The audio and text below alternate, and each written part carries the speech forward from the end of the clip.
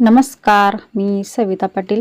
महिला शेतकरी जळगाव यूट्यूब चॅनलमध्ये तुमचं स्वागत आहे. आणि आज मी फुलकोबीची भाजी बनवणार आहे. तर आपल्याला याच्यामध्ये आता नवीन एक वस्तू ॲड करायची आहे याच्यामध्ये. तर चला आता आपण करूया सुरुवात. तर इथं बघा मी फुलकोबी छान अशी कट करून घेतलेली आहे मीडियम साईजमध्ये.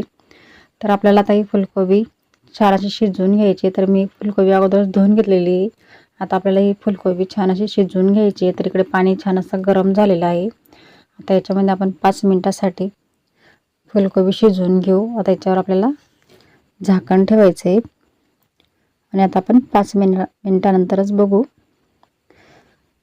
तर चला मग 5 मिनिटं झालेली आहेत. आता बघू आपण.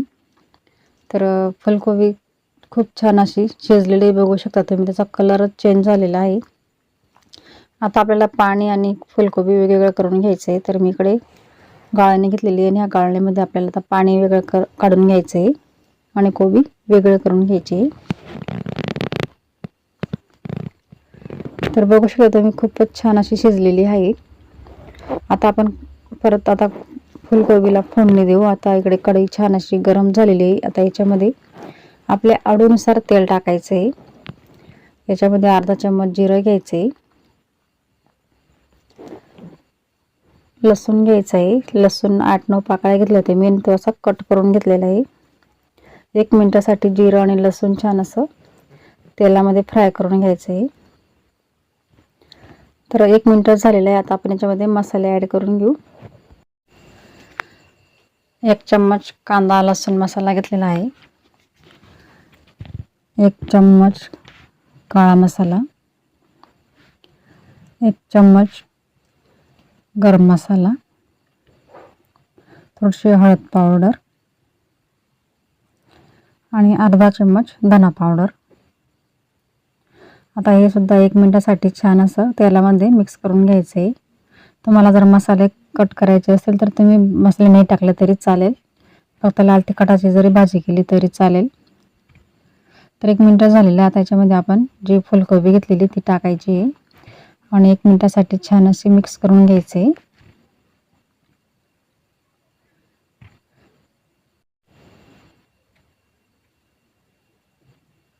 तर गॅस कमीच ठेवायचा आहे, गॅस फुल नाही करायचा.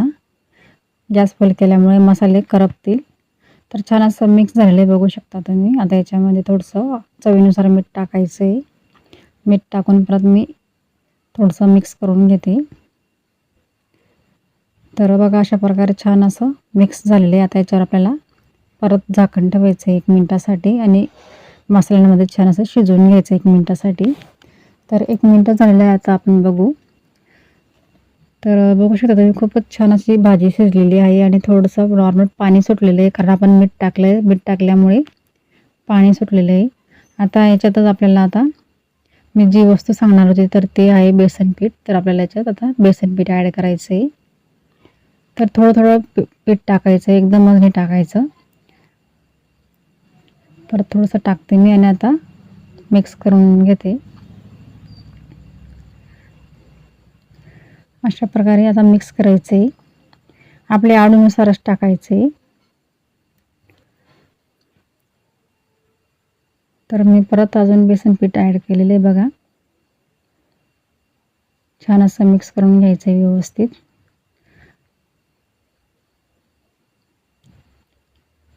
तर बघा छान मस्त मिक्स झालेली आहे आपली फुलकोबीची भाजी. एकच नंबर तयार होते. आता याच्यामध्ये आपल्याला थोडीशी कोथिंबीर ॲड करायची.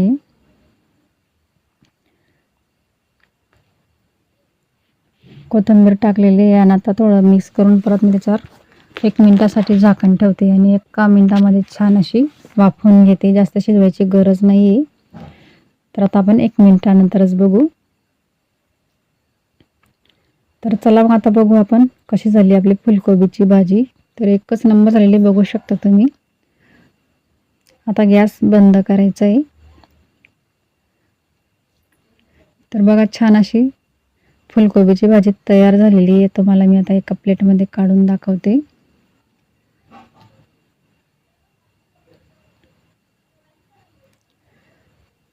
तर सुकी भाजी तयार झालेली आहे. आपण ही भाजी टिफिनसाठी सुद्धा वापरू शकतो. आणि छान अशी मोकळी झालेली आहे. जास्त ओलसर पण नाही आणि जास्त कोरडी पण नाही, अशी मीडियम साईजमध्ये भाजी तयार झालेली आहे आपली. तर आजचा व्हिडिओ तुम्हाला कसा वाटला कमेंट बॉक्समध्ये नक्कीच सांगा. आणि तुम्ही जर माझ्या चॅनलला नवीन असाल तर माझ्या चॅनल सबस्क्राईब करा, शेअर करा, लाईक करा आणि माझ्या चॅनलला सपोर्ट करा. पुढच्या व्हिडिओमध्ये आपण लवकरच भेटू. तोपर्यंत धन्यवाद.